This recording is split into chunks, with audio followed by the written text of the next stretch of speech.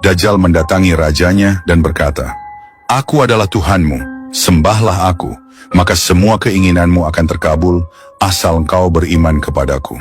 Raja itu menjawab, "Aku ingin mengujimu terlebih dahulu jika engkau benar Tuhan."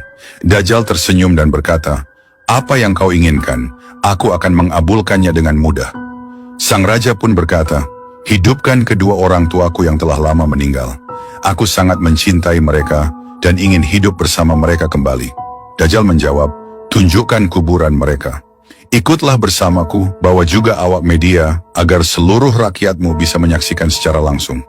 Setelah tiba di kuburan, Dajjal mengangkat tangannya dan membaca mantra. Langit tiba-tiba menjadi gelap, semesta bergetar hebat, dan kuburan itu terbelah. Keluarlah dua sosok yang menyerupai kedua orang tua raja. Padahal mereka adalah setan bawahan Dajjal yang menyamar. Dengan suara lembut namun penuh tipu daya, orang tua tersebut berkata, "Wahai anakku, ikutilah dia, karena dia adalah Tuhan kita." Seketika itu juga, raja jatuh bersujud kepada Dajjal, mengakui bahwa dia adalah Tuhan. Jutaan rakyat yang menyaksikan kejadian tersebut ikut terseret, mengakui Dajjal sebagai Tuhan mereka. Orang-orang di sekitar terkejut dan terpesona oleh kekuatan ini. Mereka mulai berpikir bahwa Dajjal memang Tuhan. Dia bisa menghidupkan orang mati, dia pasti Tuhan, teriak seseorang dari kerumunan.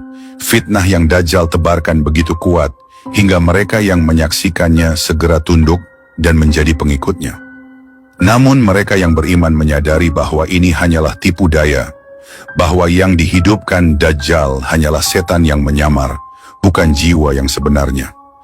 Para ulama yang masih setia pada Allah Subhanahu wa Ta'ala memperingatkan, jangan terperdaya oleh kekuatan Dajjal. Apa yang dia lakukan hanyalah sihir yang menipu mata kita. Hanya Allah Subhanahu wa Ta'ala yang memiliki kekuatan untuk menghidupkan dan mematikan manusia.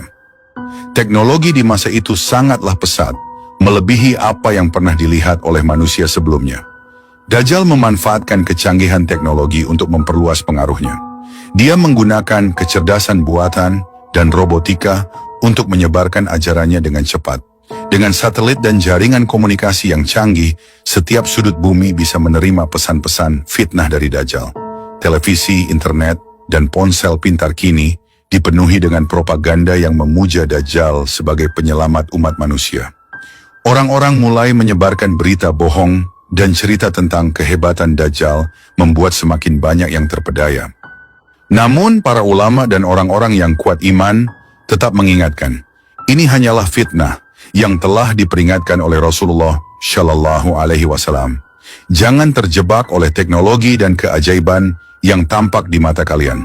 Dajjal juga menggunakan teknologi ini untuk memonitor dan mengendalikan para pengikutnya. Mereka yang berani menolak ajarannya akan dipersulit hidupnya, bahkan dibunuh.